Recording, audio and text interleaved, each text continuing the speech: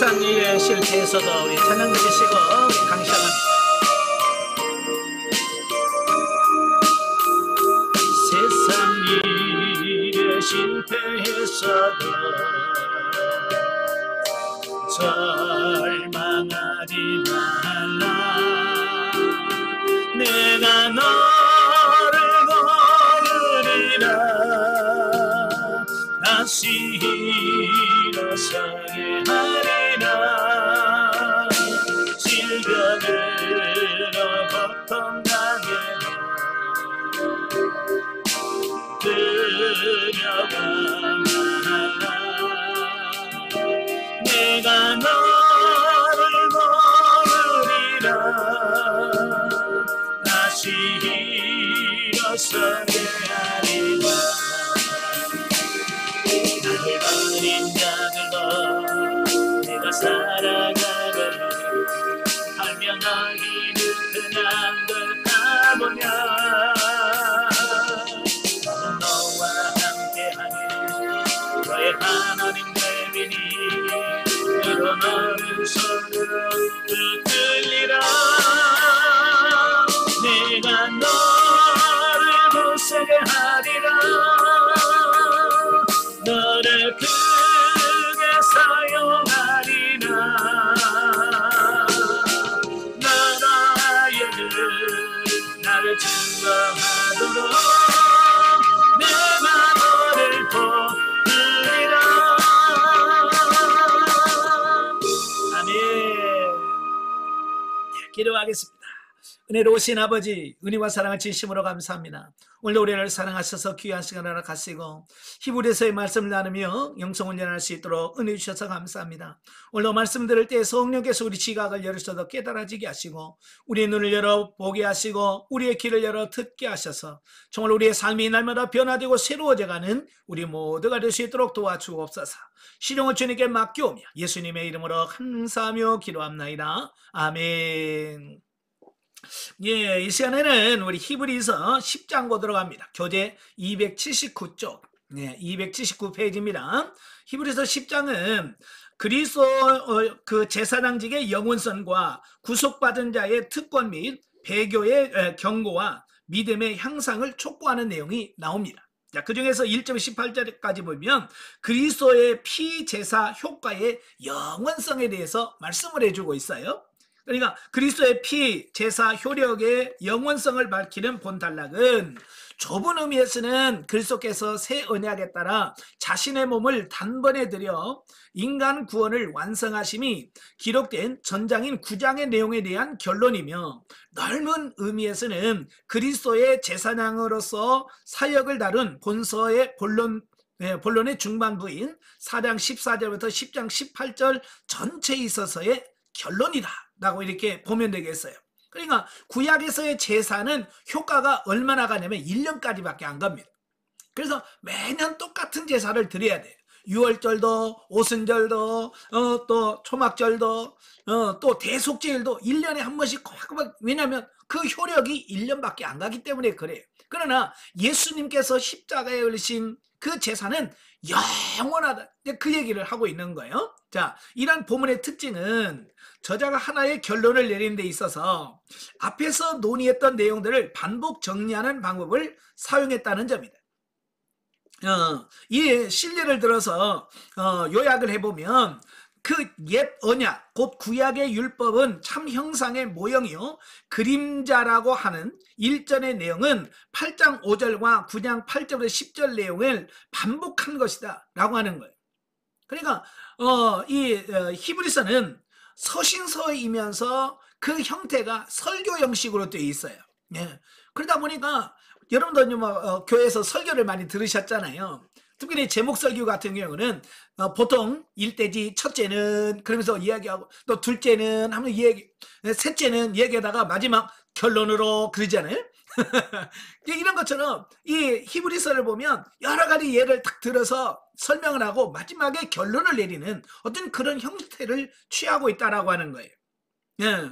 또 동물의 피를 바치는 구약의 제사가 불완전한 속죄의 효능을 가졌기 때문에 반복해서 드렸다라고 하는 2장 4절, 2절부터 4절 또 11절의 내용은 9장 1절부터 22절의 내용을 총 정리한 거예요.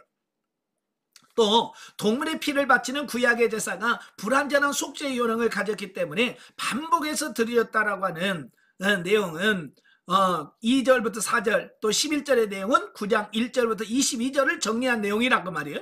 또 그리고 불완전한 제사를 완전하게 하기 위해서 하나님은 구약의 제사를 폐하시고 예수 그리스도로 하여금 단번에 완성하도록 하셨다라고 하는 5절부터 10절의 내용은 7장 27절과 9장 23절부터 28절의 내용을 정리한 거다라고 하는 겁니다. 또한 그리스도께서 영원한 제사를 완성하시고 하나님 우편에 앉으셨다라고 하는 12절의 내용은 8장 1절의 내용을 반영한 것이고, 또 자기 백성을 온전하게 하시고 심판의 날까지 기다리신 나는 그 13, 14절의 내용은 9장 28절의 내용을 반영한 것이다. 또 그런가 하면 예레미야 31장 33절 34절을 인용하면서 하나님께서 자기 백성의 모든 죄가를 잊으시고 새 언약을 그 마음에 새겨 영원히 구원하시겠다는 내용을 말하고 있는 15절부터 17절은 8장 8절부터 12절의 내용을 그대로 옮겨다 놓은 것이다 라고 하는 것을 보게 됩니다. 그래서 반복하고 결론하고 또 반복하고 또 결론하고 하는 그런 형태를 취하고 있습니다.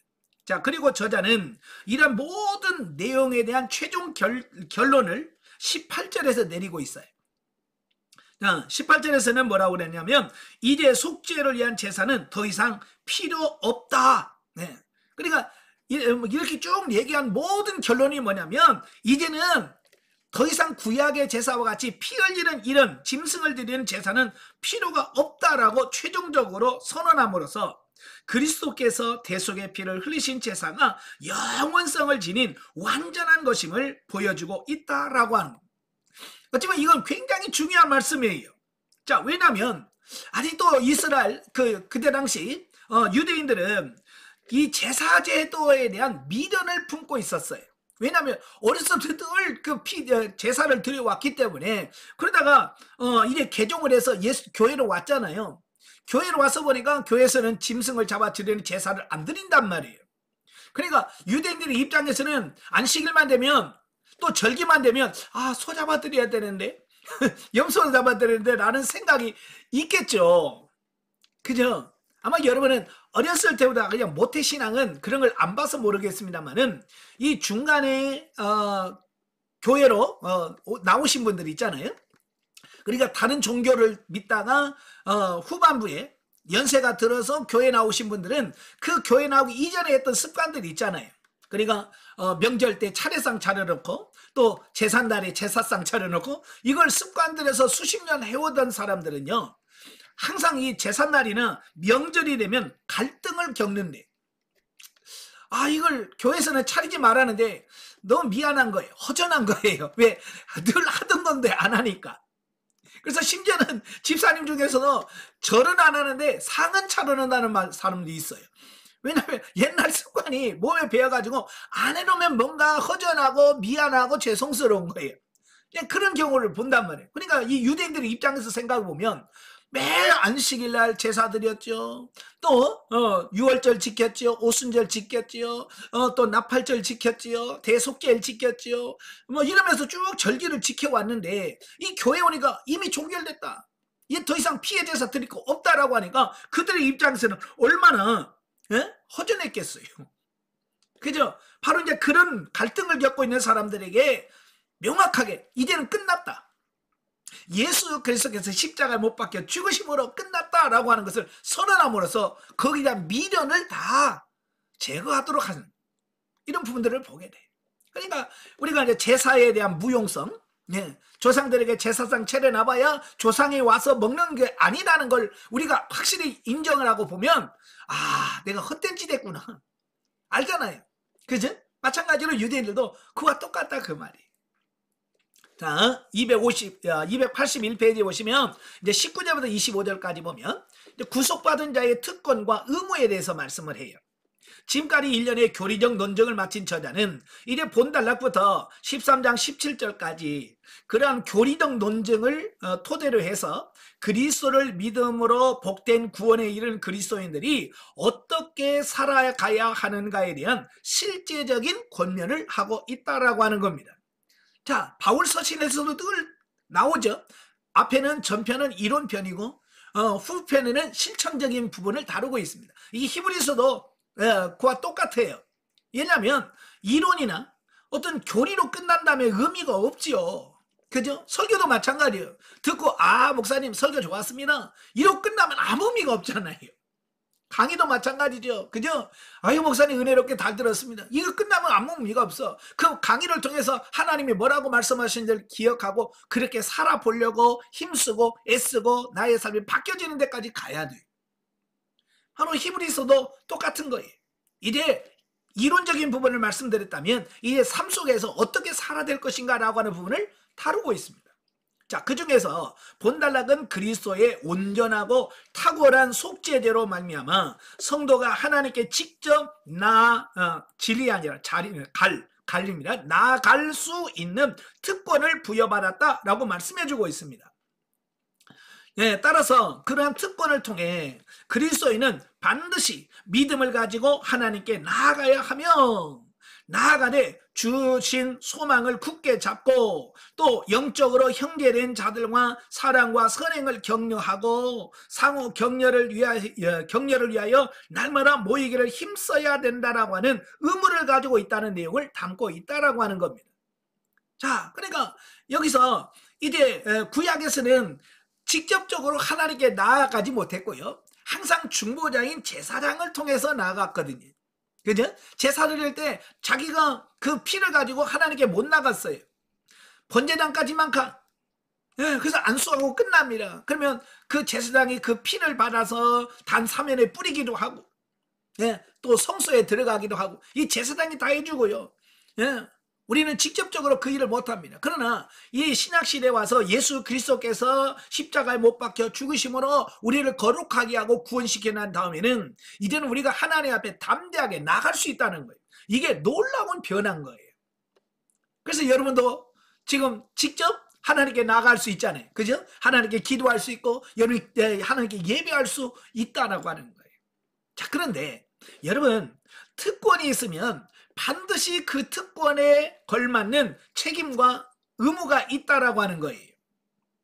세상에서 보면 뭐 VIP 회원권 뭐 이런 거 있잖아요. 그죠? 여러분 있어요, 없어요? 없으시니까 모르시겠죠? 어느 뭐 백화점이라든지 어느 가는 VIP 회원이라고 하면 그게 조건이 있습니다. 뭐 1년에 얼마치를 물건을 사줘야 돼. 그죠? 그러면 거기서 VIP 여기 회원권을 주고 할인도 해주고 막 그럽니다. 그거 안 하면 또 그 회원권이 상실돼요. 마찬가지로 어떤 특권을 누리려고 한다면 반드시 거기에 대한 의무와 책임이 뒤따른다라고 하는 겁니다. 그래서 우리가 이제 하나님께 직접 나아갈 수 있는 특권을 받았다고 한다면 우리가 해야 될 책임이 또 있다라고 하는 거예요. 그 책임을 4가지로 말씀하고 있어요. 믿음을 갖고 나가야 된다. 믿음으로 나가야 된다. 그 다음에 소망을 굳게 잡아야 된다.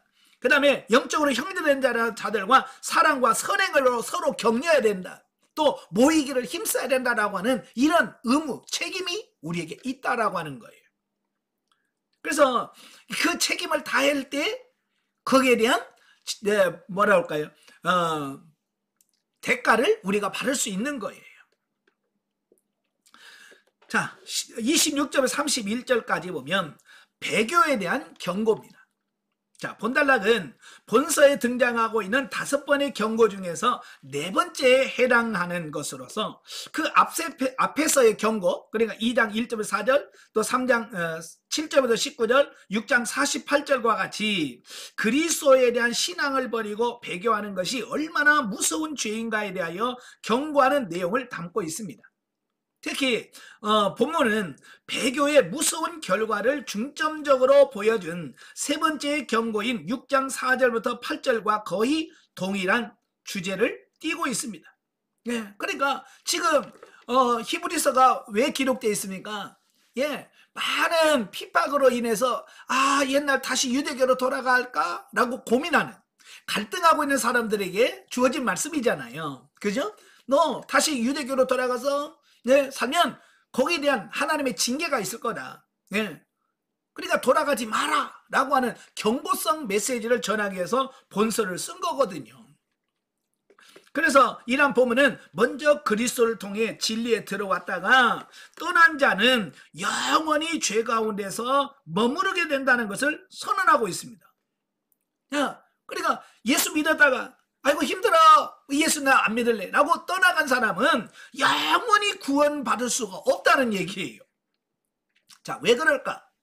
자, 왜냐하면 예수님을 통해서 우리가 구원을 받잖아요. 그죠? 예수 그리스도를 통해서 우리가 구원을 받아. 근데 그 예수님을 부인하면 다른 방법으로 구원받을 길이 없다는 거예요. 예, 구원받을 수 있는 길이 여러 가지라면 아유 나 예수 안 믿고 난 석가 믿을래, 나는 마음에 믿을래, 이렇게 할 수 있잖아요. 길이 많으면. 그런데 성경에 보면 오직 구원받을 수 있는 유일한 길은 한 길밖에 없어. 오직 예수 그리스도를 통해서. 그러니까 그분을 통과하지 않으면 갈 수가 없는 거예요. 그래서 예수를 부인하고 예수를 부정하면 영원히 구원받을 수 없게 된다라고 하는 것을 말씀하고 있는 거예요. 자, 구약의 율법을 증거로 하여 하나님의 은혜에 떠난 자가 그러한 무서운 저주 아래 놓이게 되는 것은 마땅한 일이라고 증거한 다음 무서운 하나님의 심판의 손에 빠지는 것이 얼마나 두려운가를 경고함으로써 독자들이 배교에 빠지지 않도록 경계하는 내용 전개 과정을 밟고 있다라고 하는 거예요. 자, 이와 같은 관점에서 볼 때 보면은 그 유대교나 로마로부터의 핍박으로 인하여 그리스도를 믿음으로 구원받는다라고 하는 기독교의 진리에서 멀어지는 자들을 다시 구원의 진리로 이끌어 오려는 본서의 저술 목적이 가장 분명하게 드러난 부분이라고 할 수 있다라고 하는 겁니다. 그러니까 히브리서 계속 등장하는 게 뭐예요? 예, 유대교에서 핍박하죠. 로마 정부로부터 핍박하죠. 예. 그러니까 많은 사람들이 갈등하고 있잖아요. 아마 여러분도 신앙생활하면서 여러 가지 핍박을 받고 어려움을 받으면 여러분 고민할 거예요. 갈등할 거예요. 예, 우리가 코로나를 경험해 봤잖아요. 코로나 때 예배 모이지 마라 막 그런 갈등 속에서 정말 믿음을 포기한 사람도 있잖아요. 이거 큰 것도 아니고 작은 건데도 그렇게 견디지 못해서 코로나 끝나고 나서 이제 예배 드려도 된다 그래도 안 나오는 사람도 있잖아요. 예. 그런데 여기서는 진짜 초대교회는 예수 믿으면 그 정도가 아니라 죽기도 하고요. 감옥에 들어가는 그런 절박한 상황이란 말이에요. 자, 그러니까 갈등을 할 수밖에 없죠. 믿음이 없는 사람은 고민하고 갈등할 수밖에 없습니다. 자, 그래서 그들에게 다시 돌아가면 안 된다. 예. 너희가 다시 어렵다고 다시 유대교로 돌아가면 너에게 영원한 구원이 없다라고 경고하는 그런 메시지를 전하고 있는 거예요. 이 말은 결국 뭐란 말이에요? 배교하지 마라. 하나님 떠나지 마라. 예수님 떠나지 마라. 그 얘기거든요. 자, 32절부터 39절까지 오면 신앙 성장에 관한 권면을 하고 있어요. 자, 보면은 무서운 경고 형식으로 배교를 경계한 압달락과는 대조적으로 칭찬과 부드러운 권면을 사용하여 독자들이 신앙적으로 후퇴하지 않도록 교훈을 하고 있습니다. 그 교훈의 핵심이 뭐냐면 너희가 성장해야 된다. 영적으로 성장해야 된다. 이 말씀을 하고 있는 거예요. 자, 왜냐하면 우리가 영적으로 성장하지 않으면 배교할 수밖에 없고 갈등할 수고 고민할 수밖에 없다라고 하는 것을 말씀해주고 있는 거예요. 예. 그러니까 이 기자는 우리가 영적으로 성장하지 않으면 반드시 하나님을 떠나게 될 거라는 걸 이야기하고 있는 거예요. 제가 이 훈련을 하다 보면 그래요. 영성훈련도 영적으로 성장하지 않으면요 많이 갈등하고 고민합니다. 받을까 말까 받을까 말까 받을까 말까 고민하다가 아이고 그만할래요 그런단 말이에요. 그죠? 예, 성장하지 않으면 그런 고민을 하고 갈등을 하게 돼. 바로 이 히브리 기자도 영적으로 막 성장해 가면 그런 고민 안 한단 말이에요. 성장해 가는 사람은 그런 고민하지 않습니다. 예, 죽으면 죽었지 뭐. 난 죽으래. 죽으면 죽으리라. 그러면서 간다면. 근데 성장하지 않은 사람들은 그런 믿음이 안 되는 거예요. 그래서 항상 영적으로 성장해 가고 성숙해 가야 그런 배교라고 하는 위험에서 벗어날 수 있다. 여러분 영성훈련 받으면서도 날마다 여러분이 성장해 가고 성숙해 가야 돼. 그래야 신나고 재미있는 거예요. 그러니까 성장해 간 사람은 막 영성훈련 할렐루야 너무 좋아요. 그런데 성장하지 않은 사람들은요, 아이고 이거 언제 때리쳐 그러고 있다. 어때요 여러분? 예? 신나고 재밌습니까? 지금 언제 그만둘까 고민하고 있습니까? 예, 여러분이 성장하고 있다면 그런 고민 안 할 거예요. 성장해 가시길 바래요. 예, 즉 저자는 본서의 독자들로 하여금 더 나은 미래의 상급을 바라보며 현실의 고난을 감내했던 처음 신앙을 가졌을 때를 상기시키면서 그 처음 신앙을 잃지 말고 그때와 같이 계속해서 앞으로 전진하도록 권면하는 동시에 사단의 박해를 두려워하여 후퇴하지 말고 이제 곧 오실 그리스도를 믿는 소망 가운데서 구원함을 입은 자답게 굳세게 살아가도록 훈계하고 있다 그 말이에요. 자, 이처럼 보면은 당시 로마의 박해와 유대교의 교리적 공격으로 위축되어 있던 초대교회 성도들에게 미래의 영광을 제시함으로써 전향적인 신앙을 갖도록 유도하고 있다라고 하는 것을 보게 되어집니다. 그러니까 여기서 뭘 말합니까? 예, 지금 너희들이 고난과 핍박을 받지만 그것을 견디고 통과하게 되면 그만큼의 하나님의 보상, 상급이 너에게 주어질 것이다. 자, 이걸 말씀해 주고 있는 거예요. 예, 그러니까 우리가 고난을 받으면 그냥 고난으로 끝난다면 우리가 고난받을 이유가 없죠. 그죠? 그냥 고난으로 끝난다면 우리가 고난받을 필요가 없어. 근데 우리는 하나님은 그 고난을 견디고 통과하게 되면 거기에 따른 하나님의 상급이 있다는 거예요. 그러니까 우리에게 소망이 있는 거예요. 어렵고 힘들더라도 그래 이기자 견뎌보자. 그러면 하나님이 내게 복을 주실 거야 라고 하는 어떤 그런 거예요. 그래서 우리가 고난을 견딜 만한 가치가 있는 거예요. 그러니까 초대교회에 교회 가다가 걸리면 출교를 당하기도 하고 때로는 십자가형을 당하기도 하고 산채로 화형을 당하기도 하고 짐승의 밥이 되기도 하는 이런 무서운 이런 부분이 있었잖아요. 그래도 그들은 뭐요? 하나님의 나라에서 받을 상급이라고 하는 그걸 바라봤기 때문에 그들은 그 무서운 것을 당하면서도 그들은 기쁨으로 순교의 자리로 갔다라고 하는 거예요.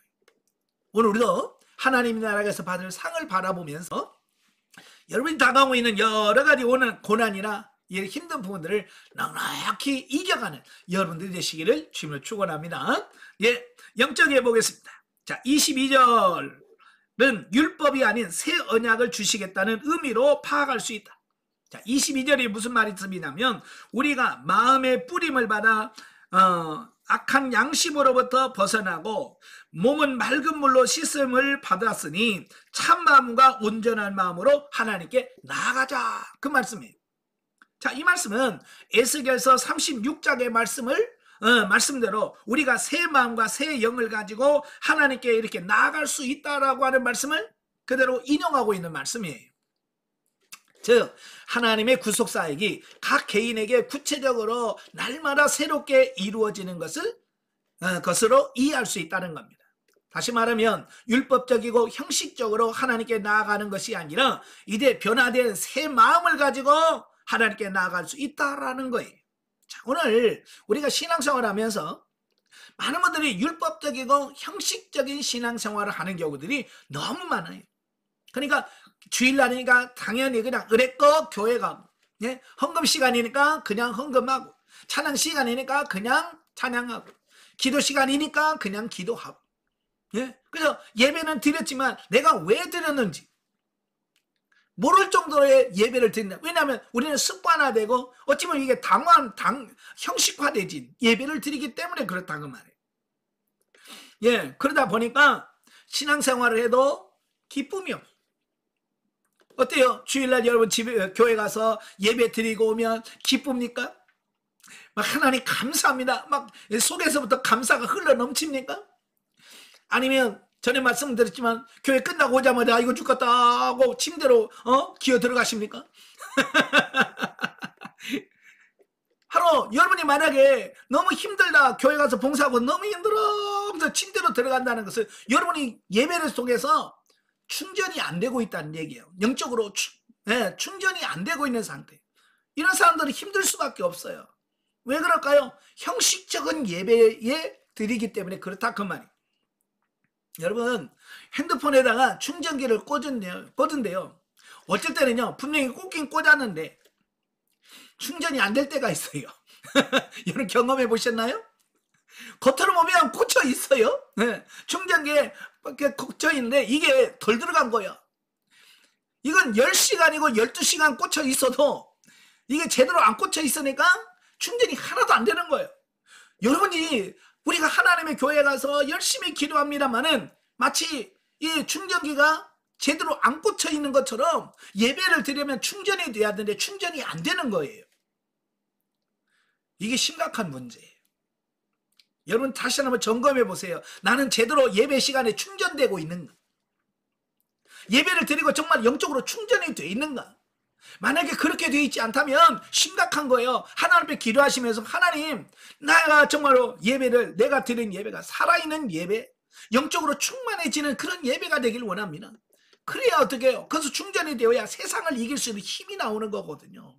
오늘 많은 사람들이 충전이 안 돼요. 예배 드리고 나서도 충전이 안 돼. 그러니까 어떻게 세상을 이기거나 죄를 이기거나 환경을 이길 만한 그런 상태가 안 되는 거예요. 너무 안타까운 거예요. 다른 사람 놔두고 여러분만이라도 예배를 통해서 진정 영적으로 충만해지는 귀한 역사가 있길 바랍니다. 예. 자, 23절부터 25절까지 보면 성도가 모이는 일에 힘써야 하는 이유를 설명합니다. 자, 말씀 안에서 교제하고 세상과 자신을 향한 욕망이 변화하여 진리를 경험하고 진리를 아는 열심으로 말씀을 실천하고자 하는 열망으로 자라가야 하기 때문이다. 그러니까 왜 모여야 되느냐? 자, 모였을 때 충전이 되어지고 그것으로 인하여 성장하고 성숙해서 살아갈 수 있는 힘이 나온다고 말이에요. 그래서 성경에 보면 모이기를 힘써라. 여러분, 모이지 않으면 역사가 안 일어납니다. 항상 모여야 역사가 나타나는 거예요. 그리고 서로 세울 수 있는 이런 부분이 생겨요. 안 모이면 그게 안 돼요. 영적으로도 충전이 안 되고요. 여러분, 영상으로 예배하는 것도 우리가 한두 번은 할 수 있겠지만 계속 그렇게 하다 보면 이게 어려워져요. 충전이 잘 안 됩니다. 그죠? 예, 제가 여러분에게 지금 줌으로 강의를 하고 있지만 이건 비상적인 거지 원칙적인 건 아니잖아요. 그죠? 예, 안 하는 것보다 훨씬 낫기 때문에 우리가 하긴 합니다만은 정말 중요한 것은 얼굴과 얼굴을 대면해서, 그죠? 그래서 이런 영적인 교류와 이런 것들이 이루어져야 어찌보면 진짜 예배가 될 수 있는 거예요. 그래서 성경에 보면 모이기를 힘써라 그렇게 말씀해 주고 있습니다. 자, 사람들은 율법을 두려워하면서 하나님의 믿음의 법은 두려워하지 않는다. 율법에서 모세를 데려가고 부정했다가 죽은 사건을 두려워하면서도 오늘날 하나님의 성령을 대적하여 받는 징계와 저주에 대해서는 등한시 여긴다 라고 하는 겁니다. 여러분, 율법을 어기는 게 커요? 하나님의 말씀을 어기는 게 더 큽니까? 당연하게 하나님을 어기는 게 더 커요. 근데 우리는 그 하나님보다도 율법을 더 중요시 여길 때가 많다는 말이에요. 하나님의 말씀과 성령을 소멸하는 행위에 대해서는 우리는 늘 민감해져야 된다. 왜냐하면 굉장히 중요하기 때문에 그래요.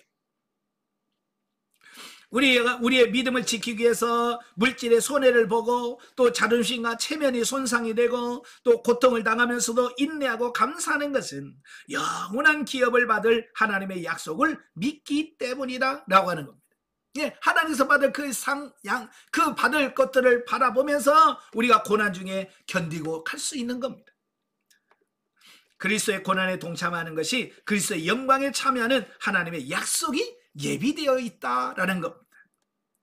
여러분, 고난을 통해서 승리하시길 바랍니다. 자, 11장으로 가지요. 자, 11장은 믿음의 본질 및 믿음의 조상들의 행적에 관한 말씀인데요. 1절 3절은 믿음의 본질에 대해서 말씀을 해요. 본장은 믿음의 선진들의 전례를 보여주고 있는 일명 믿음장이라고 불리는 아주 유명한 장입니다.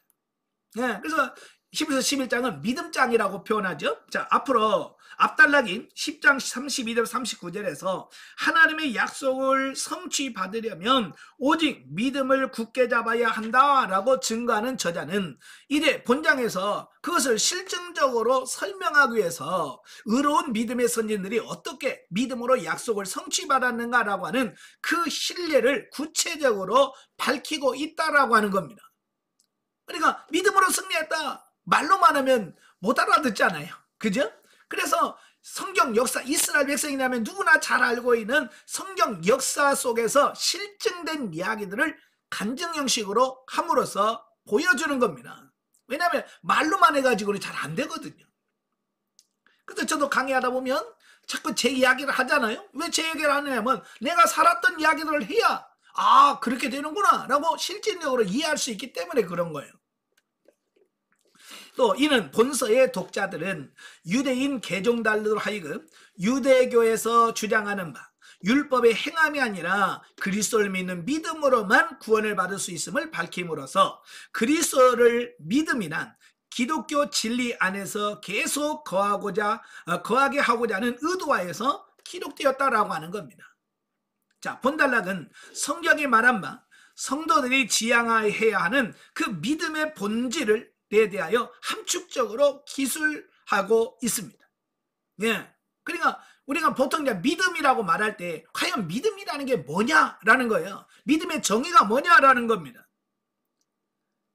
자, 여기서 첫째, 믿음은 뭐냐? 하나님의 약속에 대한 전적인 신뢰로서 보이지 않는 것을 현재 가지고 있는 것처럼 확신하는 거다라고 말씀합니다. 우리는 보통 믿음이라고 말하면 믿습니다. 우리가 보통 믿습니다 하는 것을 믿음이라고 생각하는데요. 우리가 보통 내가 믿습니다라고 말하는 것은 보통 믿음이 아니라 신념인 경우가 거의 많습니다. 예, 신념과 믿음을 제가 늘 말씀하잖아요. 이거 착각하면 안 됩니다.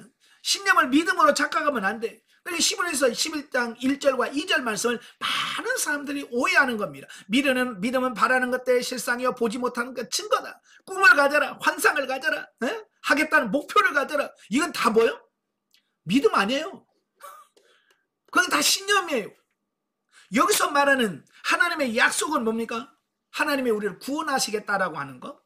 또 우리에게 주시겠다고 하는 영원한 하나님의 나라, 천국 이런 것들을 믿음으로만 바라볼 수 있다는 얘기예요. 영적인 것, 눈에 보이지 않는 것들을 실상으로 우리가 받을 수 있는 게 뭐냐? 그게 믿음이다 그 말이에요. 이게 믿음이 있으면 천국이 보여요. 여러분 천국 본 사람이 있어요 없어요? 자, 천국 보신 분 손 들어. 아무도 없잖아요. 근데 천국 믿잖아요. 그죠?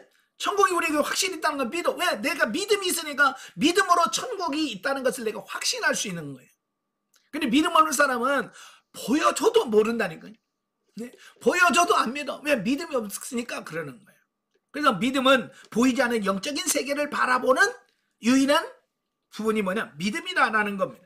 또 두 번째로 하나님의 권능을 보지 못하고도 인정하는 것이다. 3절에 말씀해 주고 있습니다. 예, 많은 분들이 그래요. 너 하나님 봤냐? 안 봤어. 안 봤는데 어떻게 믿어? 예, 나는 믿음으로 보는 겁니다. 하나님이 보이지 않아도 나는 믿음으로 하나님을 볼 수 있는 거예요. 근데 믿음 없는 사람은 하나님을 보여줘도 안 믿는다니까. 신앙의 선진들은 바로 이런 사실을 이미 생활 가운데서 보여줌으로써 영생과 구원의 약속을 성취받았다. 그러니까 믿음의 사람들은 보이지 않아도 하나님이 계신 걸 믿었고요. 영원한 하나님의 나라를 믿음으로 바라봤습니다. 그래서 그들은 그 믿음으로 구원을 받았다라고 하는 거예요. 오늘 우리도 동일한 믿음이 있어야 된다 그 말이에요. 아직까지도 천국 가봤어, 천국 보여줘 봤어, 하나님 봤어 라고 말한다는 것은 믿음이 없다는 얘기예요.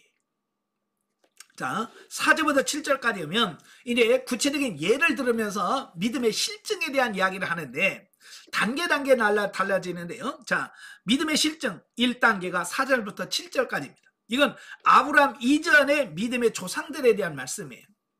자, 앞단락에서 믿음의 본질을 기록해 놓은 것은 사실 구약의 위대한 선진들이 삶으로 보여준 믿음, 그것을 독자들에게 알리기 위한 예비 단계에 불과하다.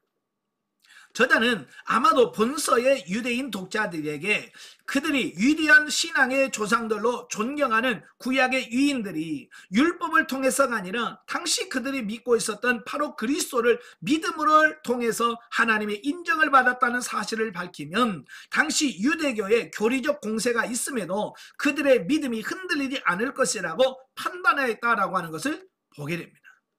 그러니까 여기서 믿음의 선진들의 이야기를 쭉 하는 이유가 뭐예요?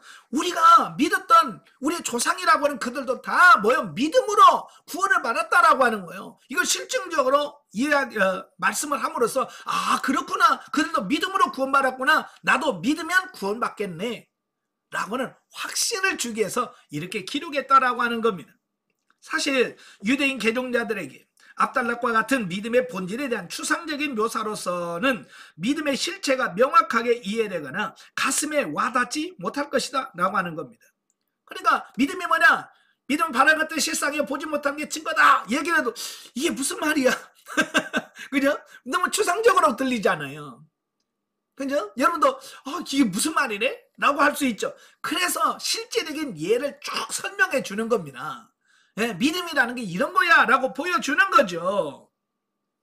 오히려 그들이 존경하는 그들의 조상들이 오실 그리스도를 믿는 믿음 가운데서 신앙을 지키다 잠들었다고 한다면 매우 정확하고 실제적인 교훈이 될 수 있다라고 하는 겁니다. 자, 이러한 견지에서 저자는 장장 37절, 37절이라고 하는 긴 지면을 할애하여 아벨부터 시작해서 당시 시대까지의 이스라엘의 위대한 유인들의 믿음의 삶을 신뢰를 들어서 설명하고 있다라고 하는 거예요. 그러니까 그래서 유대인이라면 누구라도 잘 알고 있는 믿음의 선진들을 예를 들어서 설명을 해주는 겁니다. 그러니까 제가 강의를 하면서 제 이야기를 좀 많이 하잖아요. 그죠? 자칫 잘못하면 아유 목사님 자기 자랑 진짜 잘하네, 많이 하네 이렇게 생각할 수 있지만 저는 저를 자랑하려고 하는 게 아니라 내가 삶 속에서 실제적인 것을 다룸으로써 목사님도 돼? 그럼 나도 되겠네. 네, 이런 거예요. 나는 그걸 나누려고 하는 거지 나만 잘하고 여러분은 못하죠? 뭐 여러분 야구로 이 이야기가 아니에요. 할 수 있다는 거예요. 나도 하면 여러분도 할 수 있다는 거예요. 내가 주의 음성을 들으면 여러분도 들을 수 있다는 거예요. 내가 순종했다면 여러분도 순종할 수 있다는 거예요. 저는 그걸 얘기하려고 하는 거지 저를 자랑하려고 하는 게 아니거든요. 지금 히브리 기자가 그 얘기를 하는 거예요. 예. 그래서 본달락은 이러한 실증의 첫 번째 부분으로서 하나님이 원하시는 올바른 제사를 드린 아벨과 하나님을 기쁘시게 하여 하나님과 동행한 에녹, 그리고 하나님의 말씀대로 심판을 대비하여 구원의 방주를 지은 노아라고 하는 그 세 명의 실예를 들면서 믿음이 없으면 하나님을 기쁘시게 할 수 없으므로 하나님을 사랑하는 자는 하나님의 존재와 사랑과 구원을 믿어야 한다라고 하는 내용의 권면이 삽입되어 있다라고 하는 것을 보게 되어집니다. 그래서 아벨은 어떤 분은 아벨은 양으로 드려서 받았고 가인은 식물로 드려서 안 받았다 이렇게 설명하신 분이 있는데 그거 안 맞습니다. 심지어는 뭐라고 그래요? 하나님은 육식을 좋아하시나 봐요. 그래서 아니 왜요?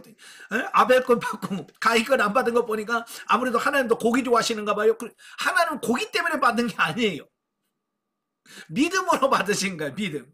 아벨은 믿음으로 드렸어요. 아마 아벨이 곡식으로 예배를 드렸다고 하면 하나님 그것 받으셨을 거예요.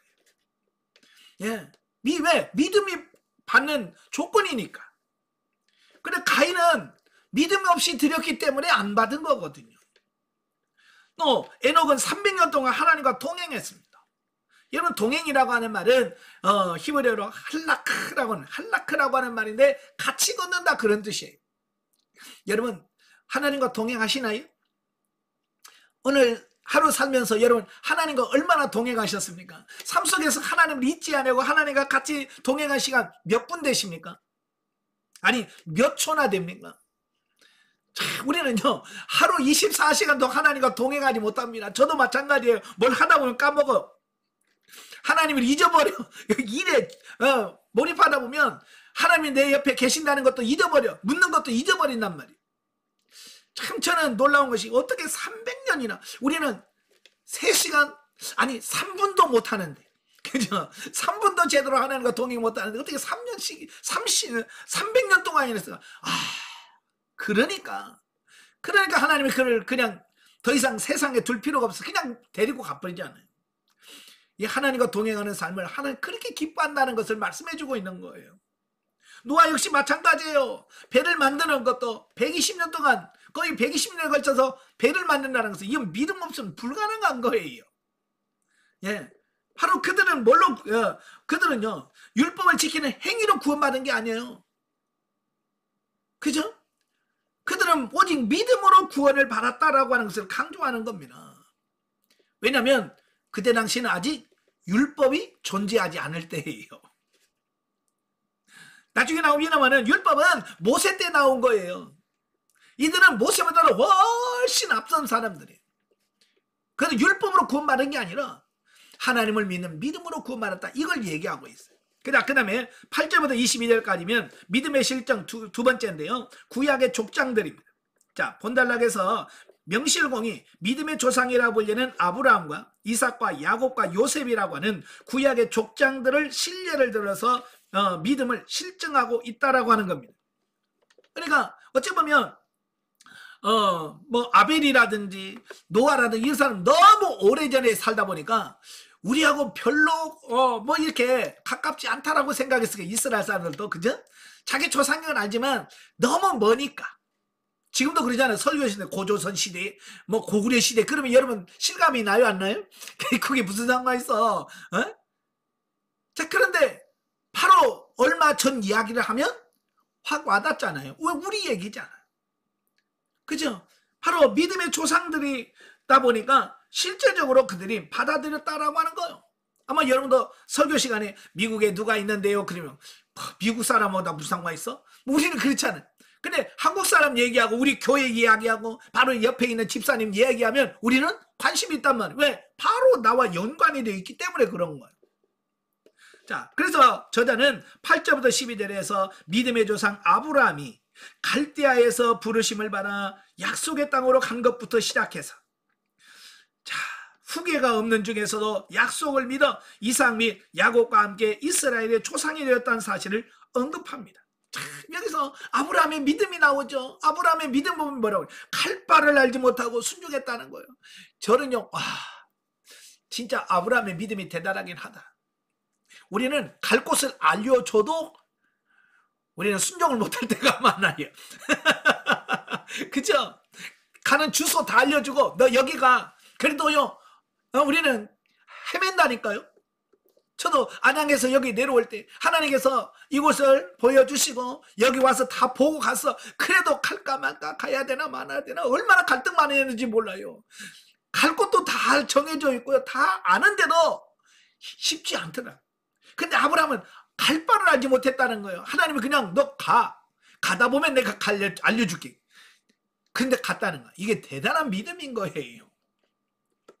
예, 또 이 땅을 너와 내 후손에게 주겠다. 무슨 후손은 뭐가 있어? 아무것도 없는데, 이삭도 낳기 전인데 그래도 믿었다는 거예요. 자, 그리고 13절 16절에 보면 족장들이 왜 약속의 땅에서 정착하지 아니하고 나그네처럼 살았는지에 대한 영적 의미를 설명하고 있습니다. 이는 앞에 6절에서처럼 너무나 중요한 믿음의 본을 보이는 순간 그것을 그냥 넘기지 못하고 독자들에게 그 의미를 확실하게 알려주어서 독자들로 하여금 그 믿음의 본을 따르게 하기 위하여 이러한 설명을 중간에 첨가하고 있다라고 하는 겁니다. 예, 그러니까 믿음이 없이는 하나님을 기쁘시게 할 수가 없다. 예, 또 그를 찾는 자들에게 상을 베푸신다는 것을 딱 전제로 하고 나서 이야기를 하는 거거든요. 그러면서 그들은 뭐요? 이 땅에 살면서 이 땅에다가 미련 두지 아니하고 하나님의 나라 본향을 바라보면서 살았다, 이걸 말씀해주고 있습니다. 지금 히브리서를 받는 그 사람들이 누굽니까? 예, 지금 힘들다고 다시 유대교로 돌아갈까 말까, 예수 안 믿을까 말까 하는 그런 고민하는 사람들에게 지금 던지고 있는 메시지잖아요. 너희가 힘들다고 지금 다시 돌아가려고 하는 것은 다시 너희가 육으로 돌아가려고 하는 거다. 이 땅을 위해서 사는 거다. 믿음을 지키는 것은 아브라함처럼 하늘을 바라보면서 영으로 사는 거다. 믿음을 지킨 사람이다. 이 이야기를 하려고 하는 거예요. 이런 영적 의미를 설명을 마친 다음에 저자는 다시 아브라함에게서 이삭과 야곱으로 이어지는 믿음의 계열을 설명하기 위해서 아브라함이 독자 이삭을 바쳤다가 돌려받은 사건과 또 이삭이 야곱에게 또 야곱이 요셉에게 축복하여 믿음이 전수된 것과 마지막으로 요셉은 죽을 때에도 약속의 땅을 귀환할 것을 믿어 의인이 되었다고 하는 언급을 함으로써 어떻게 그들이 자기들의 믿음을 지켰는가라고 하는 것을 설명해주고 있는 겁니다. 그러니까 이걸 보면 믿음이라는 것은 단순한 추상적인 단어가 아니라 삶으로서 나타난 믿음이 진짜라고 하는 것을 여기서 보여주고 있는 겁니다. 그리고 그 믿음의 결과가 지금 이스라엘이라는 나라가 존재하게 된 그 이유다. 이걸 설명해주고 있는 거예요. 그래서 그들이 그렇게 믿음을 가지고 있었기 때문에 이스라엘이라는 나라가 그 믿음의 기초 위에 세워졌다. 이걸 설명하고 있는 거예요. 자, 그 다음에 23절 31절까지는 믿음의 실증, 세 번째 단계로 이제 모세부터 가나안 입성까지의 믿음의 조상들에 대한 말씀을 해요. 자, 본달락은 세 번째 믿음의 선진 그룹이라고 할 수 있는 출애굽 시대의 의인들인 그 모세의 부모와 모세, 그리고 여리고성을 점령한 여호수아와 또 무너지는 여리고성에서 믿음으로 살아남은 기생 라합을 신뢰를 들어서 구약의 조상들이 어떻게 믿음으로 구원의 약속을 바라보았는가라고 하는 부분을 설명하고 있어요. 자, 이 의인 중에서 가장 긴 지면을 할애하고 있는 모세는 어찌 보면 왜 모세 이야기가 길까? 이스라엘 사람들에게 있어서 모세는 진짜 대단한 사람이에요. 율법이 가장 존경하고 또 가장 그들이 받아들인 게 모세의 율법을 가장 중요하게 여기거든요. 그렇기 때문에 그는 모세 이야기를 많이 하는 거예요. 특히 당시 거대한 광대국이었던 애굽의 왕국에서 호의호식할 수 있는 것을 버리고 하늘나라를 유업으로 받는 것이 더 귀중한 것을 깨달아 믿고 죄악의 소굴이었던 애굽의 왕국을 떠나 광야로 갔다가 하나님의 백성을 약속의 땅으로 이끌어낸 위대한 신앙의 지도자가 되었다라고 저자는 언급해주고 있다라고 하는 겁니다. 자, 만약에 모세가 땅을 바라보며 살았다면 그 왕국을 떠났을까요? 못 떠났을까요? 아니, 왕궁처럼 편하게 가장 좋은 환경에 사는 데가 어디 있어요? 세상에서 아마 가장 좋은 것은 왕궁일 거예요. 그죠? 그런데 그는 그걸 포기했다고 말이에요. 왜? 이 땅을 위해서 바라보지 않고 그는 하나님의 나라 천국을 바라봤기 때문에 세상 것을 내려놓을 수 있었다. 그 얘기를 하고 있는 거예요. 자, 그뿐 아니라 이러한 신앙을 견지함으로써 모세는 시내산에서 율법을 받아 율법을 대표하는 이스라엘의 최대 인물 중 하나로 역임을 받게 되었는데, 이러한 모세의 신앙 행적은 오늘날의 우리에게 이 세상에서 가장 부유하고 권세 높은 자리에 앉은 것보다 비록 가난하고 고통스럽고 비천한 삶이라도 자기 십자가를 지고 그리스도를 믿어 정의롭고 선한 삶을 사는 것이 더 나은 것임을 교훈해주고 있다라고 하는 거예요. 그러니까 세상에서 출세 성공하고 편하게 사는 것이 중요한 게 아니라는 거예요. 내가 비록 고통받고 힘들고 어렵더라도 하나님과 더불어 살아가는 삶이 가장 귀한 거다. 이걸 말씀해주고 있습니다. 아멘? 그러니까 여러분 지금 힘들다고 어렵다고 포기하라는 말이 포기하지 말라는 얘기예요. 바로 그 이야기를 하고 있는 겁니다. 자, 32절 40절이면 믿음의 실증 다섯 번째입니다. 네 번째인데요. 네 번째는 사사시대 이후 믿음의 조상들과 그들의 삶의 특징을 설명하고 있어요. 본달락은 가나안 입성 이후에 있었던 많은 의인들을 총괄적으로 예증하여 그들의 믿음을 설명하는 동시에 그 믿음을 통하여 이제까지 언급된 모든 믿음의 조상들이 가진 삶의 일반적 특징을 밝히고 있습니다. 여기서 저자가 밝히고 있는 신앙인들의 삶을 살았던 삶의 공통적인 특징을 보면, 첫째, 믿음의 능력으로 승리하는 삶을 살았다. 이게 믿음으로 승리했다라고 하는 거예요. 또 믿음으로 인하여 받는 고난을 인내했다. 한결같이 다 고난을 받았지만 믿음으로 다 인내했다라는 거예요. 그 다음에 세 번째, 끝까지 소망을 붙들고 예비된 하나님의 나라를 향하여 전진했다라고 하는 공통점을 가지고 있다. 그러니까 이 말은 무슨 말이에요? 너희도 이렇게 살아야 된다. 힘들고 어렵지만 믿음으로 고난을 통과할 수 있고 하나님의 나라를 바라보는 소망을 가져야 되는 이야기를 하고 있는 겁니다. 바로 이 세 가지가 저자가 본문을 통해 말하고자 하는 성숙한 믿음의 면모와 많은 사람들의 일반적인 삶과 구별되는 믿음의 삶의 특징이라고 볼 수 있습니다. 저자는 당시 구약의 일부 내용만을 확대 왜곡 해석하여 기독교를 박해했던 그 유대교의 박해에 대하여 유대인 개종자들이 지금까지 믿음의 선진들이 보이던 이러한 믿음을 가지고 흔들림이 없는 믿음의 삶을 살게 하기 위하여 본장을 기록했고, 이런 목적은 오늘날 우리에게도 동일하게 적용된다라고 하는 거예요. 그래서 저와 여러분도 육신을 위하여 영의 일을 포기하는 그런 어리석음을 범치 않도록 해야 된다라고 하는 겁니다. 자, 영적 예보죠. 자, 1절에서 믿음을 바라는 것들의 실상이란, 우리가 바라는 것은 하나님의 약속을 믿고 바라는 것이에요. 우리가 바라고 우리가 바라는 어떤 육신적인 욕망을 얘기하는 게 아니에요. 예. 하나님의 약속을 따라 성령으로 인하여 믿어지는 믿음이다. 노아는 하나님의 약속을 믿고 순종함으로써 홍수 속에서 구원을 받았다라고 하는 겁니다. 자, 우리가 바라고 나아갈 소망은 세상을 향한 욕망의 성취에 있는 것이 아니라 영원한 하나님 나라의 삶에 있다. 믿음이 작은 이유로 이 세상의 삶이 영원한 것처럼 여겨진다. 현실적으로 하나님의 말씀을 믿고 나아가는 것이 소망 없는 것 같고 어리석은 것 같지만, 믿음 안에서 깊은 단계에 들어가면 참된 소망, 금생과 내세의 온전한 축복을 받는 길이다 라고 하는 것을 보게 됩니다. 그래서 저와 여러분도 이런 가치관으로 변화되길 바랍니다. 자, 미숙한 신자는 때로 진리 안에서의 믿음을 자신의 욕망이 성취되는 것을 증거하는 개념으로 오해하는 경우가 많다. 아까도 말씀드렸죠. 자기 신념을 믿음으로 착각하는 겁니다. 그래서 하나님은 때로는 믿음이 없는 자들을 인하여 표적을 보여주실 때가 있는데, 이는 믿음으로 인도하는 몽학 선생의 역할을 할 뿐이지 참된 믿음이 아니다. 그러니까 참 교회 나와서 신앙생활 하는 사람들은 기적과 이적을 많이 경험하고 체험합니다. 아플 때 주여 그러면 나아요. 그죠? 예, 그래야 그건 몽학 선생이란 말이에요. 뭐냐면 하나님께로 그런 걸 통해서 하나님을 발견하게 되고 하나님으로 나아갈 수 있도록 하는 거지, 그게 목적은 아닌 거예요. 그래서 우리는 거기에 속으시면 안 된다 그 말입니다. 자, 12장으로 가죠. 12장은 믿음의 주를 바라보며 인내할 것과 화평과 성결의 권면 및 배교에 대한 경고의 내용이 나오는데요.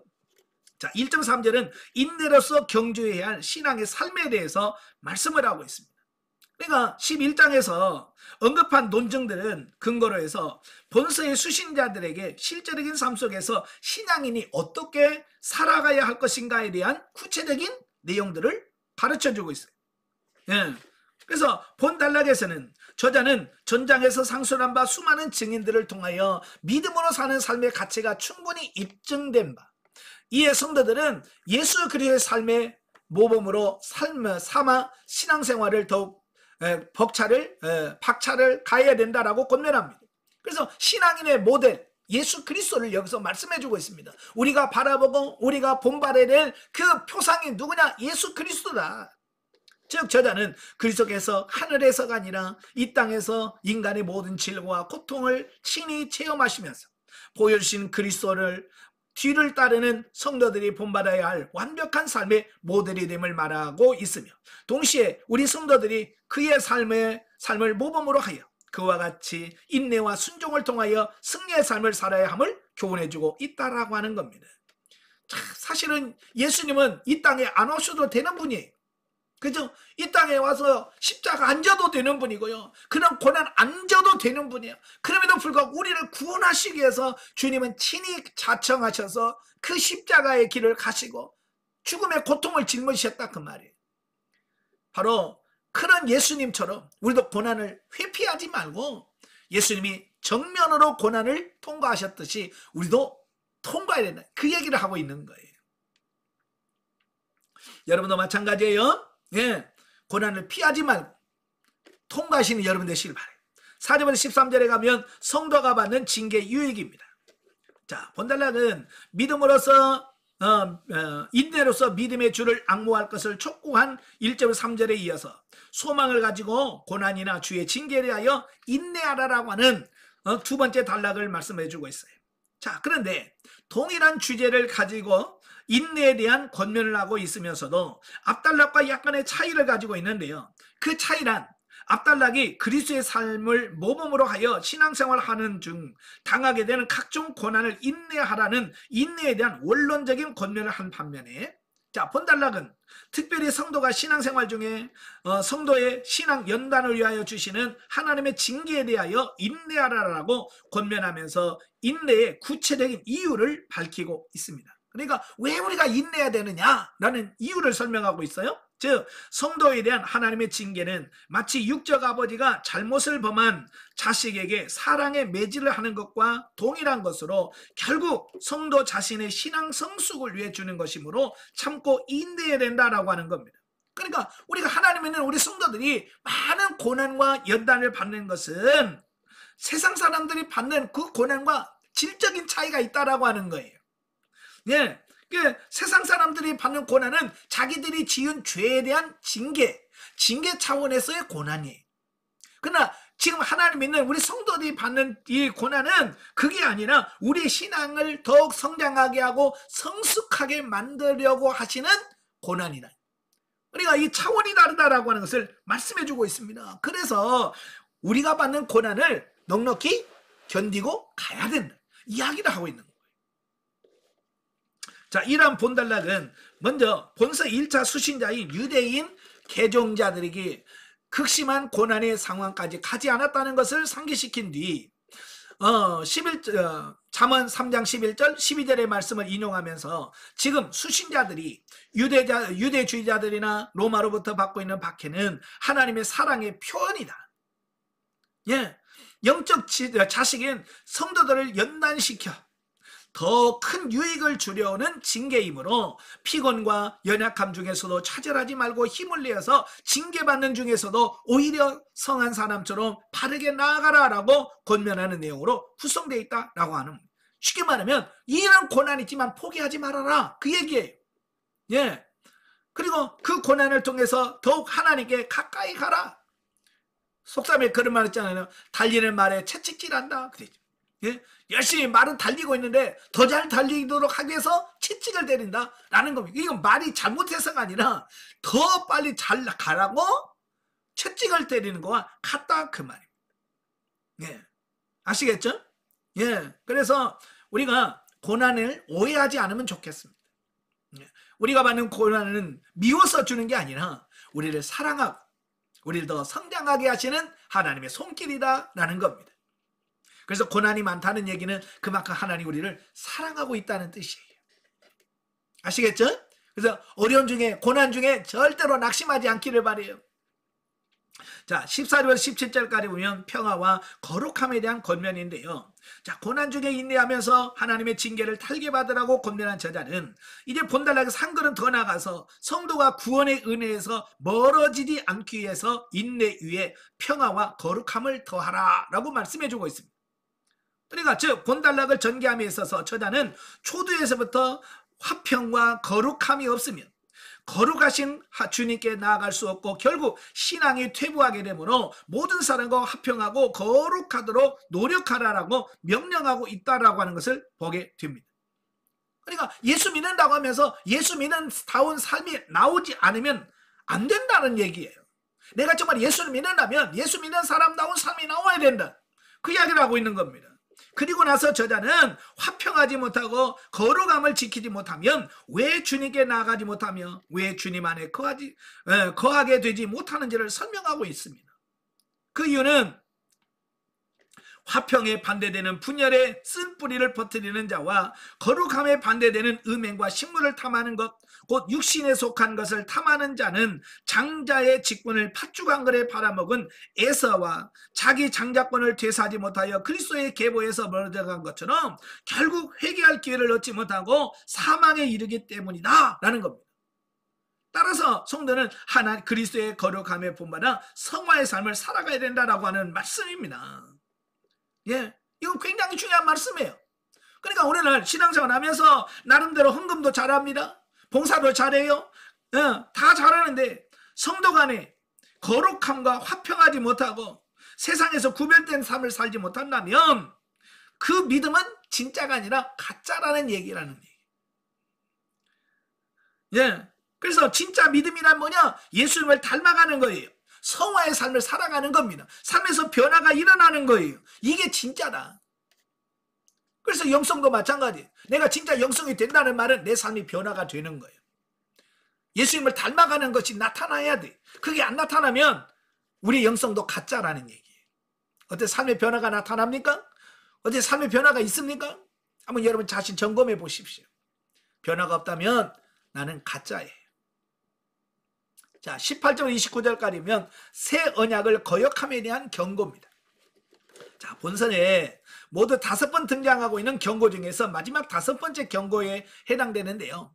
자, 이제까지 여러 각도에서 그리스도를 믿는 신앙을 버리지 말고 지키는 동시에 그리스도인으로서 어떠한 행위를 하여야 하는지를 권면하면서 경고하고 있던 저자는 이제 그가 본서를 기록한 핵심되는 목표인 배교에 대한 경계를 다시 한번 반복하여 그리스도로 말미암는 새 언약의 말씀을 버려 그리스도의 하나님의 진노를 자초하는 어리석음을 저지르지 말라라고 다시 한번 권면하고 있습니다.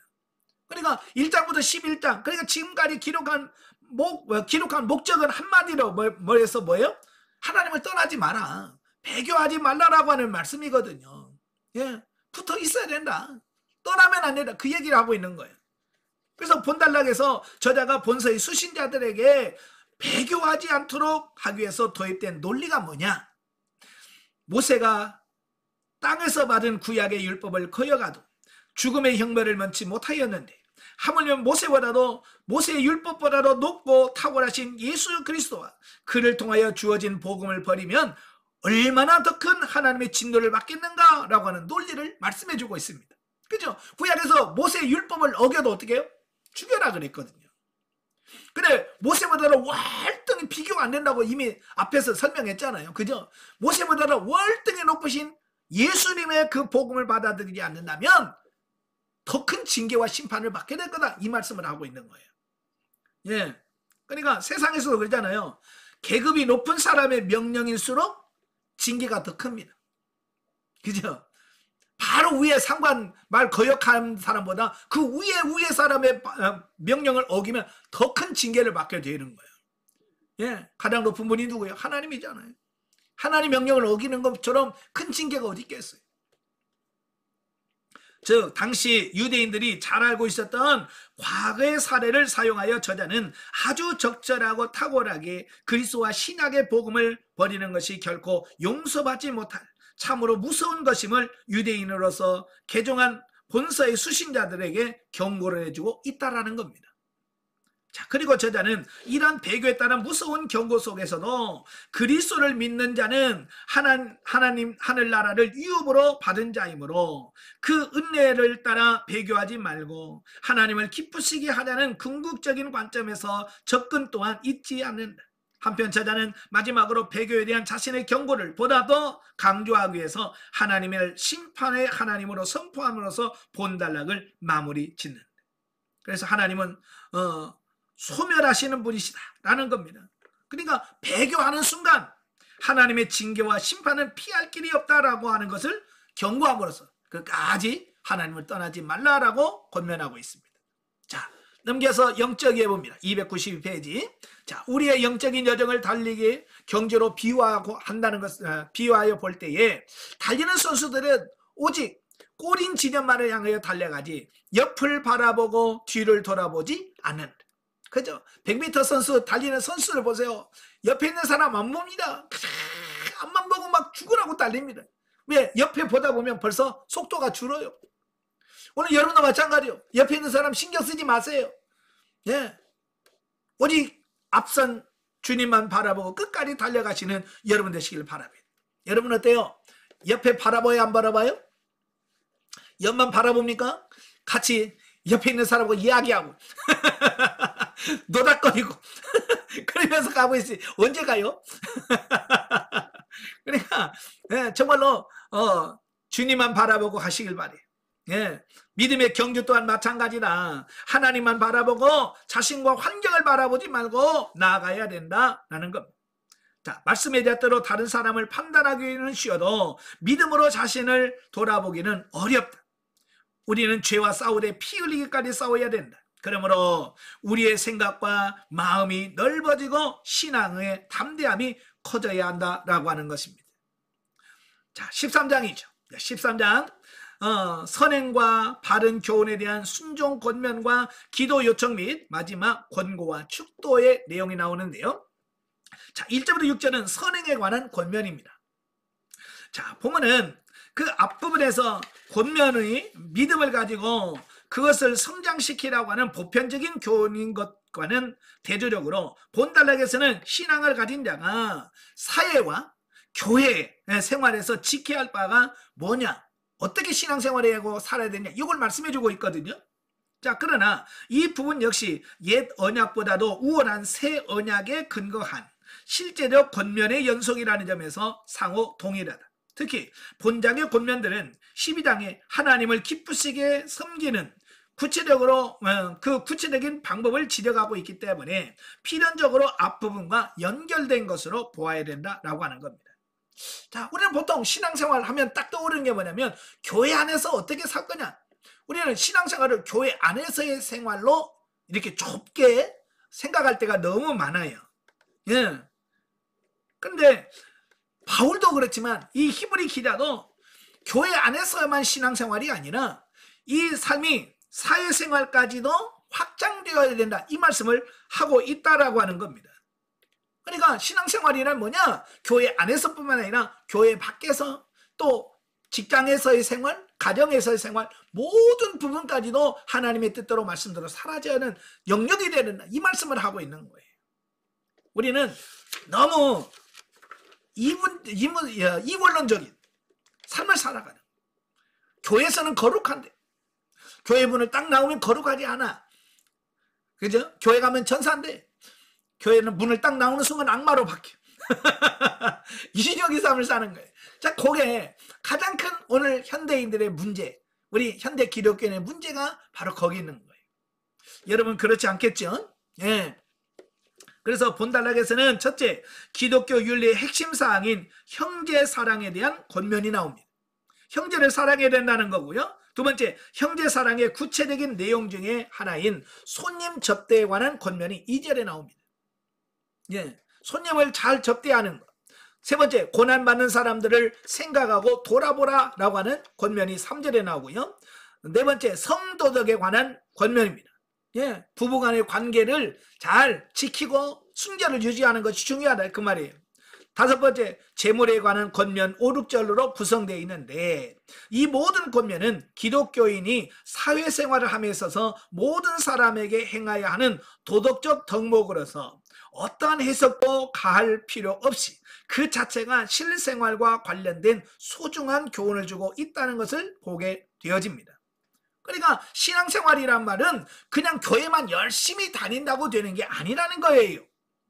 아시겠죠? 그건 기본이고, 교회에 열심히 출석하는 것은 기본이고, 그 기본 위에다가 우리 삶의 현장에서 손님 대접도 잘해야 되고, 또 고난받는 사람, 힘든 사람이 있으면 가서 위로해주고 권면해주고 돌봐줄 뿐만 아니라 또 부부간에도 성적으로도 순결을 유지하고, 예, 또 돈을 사랑하지 않는 등의 이 삶의 영역에서 변화가 나타나야 된다, 이걸 말씀해주고 있습니다. 아시겠죠?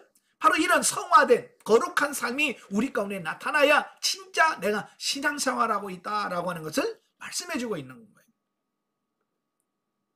이런 변화가 있기를 바라요. 자, 7절부터 17절까지 보면 이래 바른 교훈에 대한 순종 권면에 나오는, 자, 본단락은 일반적인 사회생활에서 믿음을 가진 자가 어떠한 태도로 살아야 하는가를 권면한 1절부터 6절에 이어서 이제 교회 안에서 신앙인들이 어떤 태도를 가져야 되는가라고 하는 것을 권면해주고 있어요.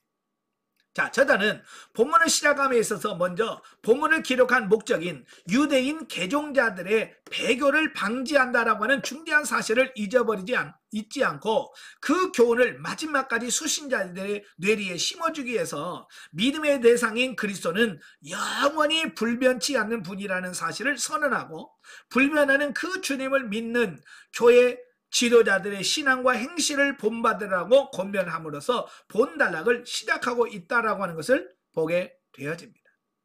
예. 자, 이 말은 무슨 말이에요? 교회 안에서 교회 안에서 믿음으로 잘 사는 분들, 예, 지도자들의 본을 받으면서 그들을 보면서 살아가라라고 말씀해주고 있다라고 하는 거예요. 예, 어느 분이 저한테 그래요. 우리 교회는 어른이 없어요. 그런 말 상담을 하는데, 우리 교회는 어른이 없어요. 어른이 없다는 것은 나이 든 권사님이 없다는 말이 아니라, 집사님 장로님이 없다는 게 아니라 본을 보여주고 그 신앙을 끌어가고 리더해 줄 만한 그런 지도자가 없다는 얘기예요. 쉽게 말하면 본받을 만한 사람이 교회 안에 없다는 얘기예요. 어때요? 여러분의 교회는 본받을 만한 사람이 있는가요? 참 저분처럼 신앙생활 해야 돼, 저분처럼 잘해야 되라는 본받을 만한 분이 있나요? 그런 교회가 있는 교회는 진짜 복받은 교회예요. 오늘 그게 없어. 그래서 제가 그분에게 뭐라고 말한 줄 아세요? 이제 집사님 빨리 그 어른이 되십시오. 그 교회 어른이 없다라고 불평하지 말고 빨리 성장해서 그 교회 어른이 되어서 다른 사람들에게 신앙생활이라는 게 이런 거예요, 영성적 삶은 이런 겁니다라고 보여주는 그런 삶이 되라. 제가 그렇게 권면했습니다. 여러분도 변화되어서 여러분도 여러분의 교회 어른이 좀 되십시오. 누가 봐도 누구 어떤 권사님처럼 신앙생활해라, 누구 집사님처럼 신앙생활해, 진짜다, 이렇게 어떤 표본을 제시할 수 있는 그런 성숙한 신앙인들이 되어야 된다, 그 말씀을 하고 있습니다. 그리고 구체적인 교회 생활에 관한 교훈으로, 영적인 신령한 은혜로 하나님께 예배드리지 아니하며 신앙인의 삶을 살지도 않고 오직 육신을 위하는 식물을 중히 여기고 그것으로 하나님을 섬기려는 유대교와 같이 형식에 얽매여 내실이 없고 그릇된 교훈에 빠지지 말고 오직 참되고 온전하신 주님을 따라 순종하는 삶을 살며 그리스도를 통해 하나님께 감사와 찬송의 예배를 드리며 구제와 같은 선행의 제사를 드리라라고 권면하고 있다라고 하는 겁니다. 그러니까 신앙생활이라는 것은 단순히 교회 왔다 갔다 출석만 안 빠지고 이게 아니라는 거예요. 삶에서 예수님처럼 정말 섬기는 그 단계까지 가야 된다는 것을 말씀해 주고 있습니다. 그리고 저자는 마지막으로 영적인 지도자들에게 복종하라는 권명으로 본단락을 매듭을 짓고 있는데요. 아마 당시 교회 안에서도 이방인 지도자가 있었을 것이고 아직도 선민의식을 버리지 못했던 유대인 개종자들은 이런 이방인 지도자들을 모시는데 꺼려했던 것 같다. 예, 유대인들은 이 선민의식이라고 하는 것이 대단합니다. 그래서 이스라엘 사람이 아니면 다른 사람은 존경도 안 해, 존중도 안 합니다. 근데 이방인이 교회 지도자가 되니까 너는 뭐 이방인인데 뭐 하고 지도자인데도 불구하고 섬기질 않는 거예요. 이런 모습이 나오는 겁니다. 따라서 이러한 경향의 사람의 잘못을 훈계하기 위해서 저자는 교회 지도자에게 순종하라라고 권면을 한 것으로 여겨진다라고 하는 겁니다. 그래서 교회 지도자는 세상의 지도자와 같지 않아요. 예. 그래서 여러분, 교회 지도자를 잘 섬기는 것은 내 영혼을 살게 하는 거예요. 가끔 보면 그냥 만나기만 하면 교회 담임 목사님 욕하고 흉보고 막 이런 분들이 얼마나 많은지 몰라요. 예. 그리고 설교 들으면 은혜가 될까? 그죠? 담임 목사님 흉보면서 설교 들으면 은혜가 돼요? 안 되죠. 그럼 무조건 담임 목사님 편을 드는 게 아니라, 예? 우리의 삶 속에서 정말로 담임 목사님과 참 신앙생활을 하면서, 예? 그래야 그분을 통해서 주어지는 하나님의 말씀을 제대로 받아들여서 내 영이 성장할 수 있는 이런 부분을 보게 돼요. 만약에 담임 목사님 관계가 좋지 않다면 기도하세요. 그 관계가 정말로 성경에서 말하는 이런 좋은 관계가 유지되도록 위해서 기도하시길 바래요.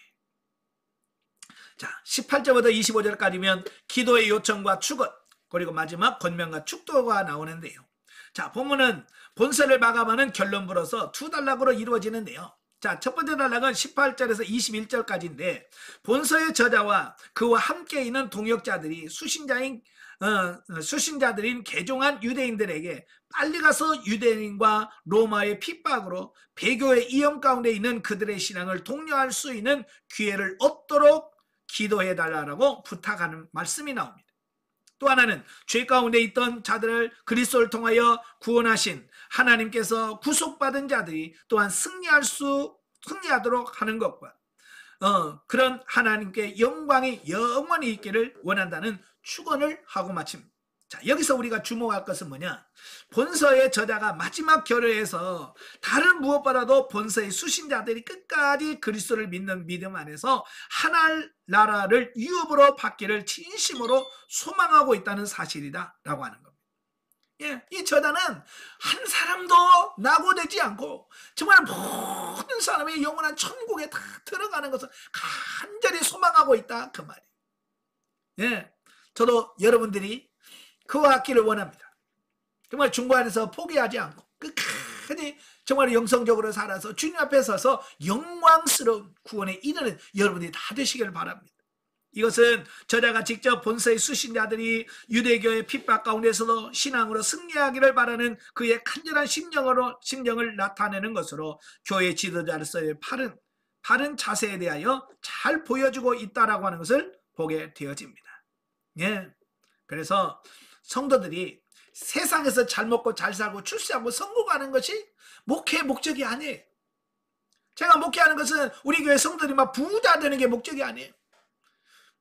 단지 영적으로 팔게 세서 하나님의 자녀로 어디를 내놔도 부끄럽지 않게 사는 정말 참 하나님의 자녀로 세우는 것이 제 신앙 목회의 목적이고 이 교육의 목적입니다. 여러분도 어디다 내놔도 부끄럽지 않은 여러분이 되시길 바라요. 자, 두 번째 단락은 22절부터 25절까지인데요. 본서를 완전히 매듭짓는 마지막 권면으로서 저자는 본론을 마무리하면서 또다시 이러한 권면을 거부하지 말고 받아들여야 함을 밝히고 있으며 바울의 동역자이던 디모데가 석방되었다는 소식과 함께 머지않아 본서의 저자는 디모데와 본서 수신자들을 방문할 것이라는 소식을 전달하여 자신이 얼마나 그들에게 가고 싶었는가를 앞단락에 이어서 다시 한번 나타내고 있습니다. 그리고 최후의 부탁으로 저자는 다른 여러 형제들에게 자신과 이탈리아에서 온 형제들의 문안을 전해달라고 한 다음 모든 서신들의 종결부와 양식과 같이 수신자들에 대한 축도로 끝을 맺고 있습니다. 자, 본서의 권면의 내용은 직접적으로는 유대인 개종자들에게 주어진 겁니다. 예. 그러니까 유대교에서 기독교로 개종했던 사람, 유대인들을 타켓으로 이 본서를 기록했어요. 자, 그러나 모든 서신의 형태를 띈 성경이 그러하듯이 본서 역시 궁극적으로는 신약시대의 성도들에게 주어진 하나님의 말씀이라, 다시 말하면 오늘날 저와 여러분들에게 주어진 하나님의 말씀이라 그 말이. 예, 따라서 우리는 본서가 주고 있는 권면과 경고의 말씀을 하나님께서 우리에게 직접 하시는 말씀으로 여기고 그것을 마음에 새겨 준행하도록 힘써야 한다. 아멘. 여러분도 중간에 포기하지 말고 끝까지 가길 바라요. 자, 영적에 봅니다. 하나님의 거룩하신 성품은 우리의 생각과 마음으로 지은 죄까지도 정결케 하기를 원하시기 때문에 우리의 몸과 마음으로 지은 모든 은밀한 죄를 심판하신다. 그래서 우리는 날마다 희생의 제사를 드리는 예수 십자가의 보혈로 정결함을 받아야 한다. 또한 자기를 쳐서 복종시키고 순종하는 십자가의 죽음이 있어야 한다. 성령의 사역에 능동적으로 순종하여 죽음 앞에서라도 내 자신을 모두 맡겨야 한다. 십자가의 길에 들어서지 않으면 부활의 열매를 맺지 못한다. 그러나 우매한 인생은 신령한 은혜와 축복을 받는 것을 좋아하지만 그 전에 거쳐가야 할 십자가의 길을 피하려고 하기 때문에 현세 천국의 삶을 누리지 못한다. 자, 영국 속담에 No cross, no crown이라는 말이 있어요. 십자가 없는 영광은 없다. 죽어야 부활이 있지, 죽지 않으면 부활이 없는 거예요. 그래서 먼저 우리가 부활을 하려면 죽어야 돼. 아시겠죠? 영광을 면류관을 받으려면 내가 십자가를 먼저 쳐야 됩니다. 이건 순서예요. 그래서 여러분도 바로 먼저 죽어지고 새로워져서 하나님의 바르게 세워지는 귀한 역사가 있길 주님으로 축원합니다. 기도하겠습니다. 은혜로우신 아버지 감사합니다. 오늘 히브리서를 받는 많은 사람들이 많은 핍박과 어려움 속에서 갈등하고 고민하면서 하나님을 떠날까를 생각하는 그들에게 주어진 말씀입니다. 오늘 우리가 세상에 살아가면서 여러 가지 고난 중에 힘들고 어려워서 낙심하고 있는 성도들에게 하나님 오늘 말씀을 통해서 힘을 얻는 은혜 시간이 될 수 있도록 주님 도와주옵소서. 우리가 참고 인내하며 견디며 또 하나님 날마다 우리가 영적으로 성장 성숙해서 예수 그리스도를 닮아가는 우리 모두가 될 수 있도록 도와주시옵소서. 예수님의 이름으로 감사하며 기도합나이다. 아멘. 하나님께 드립니다.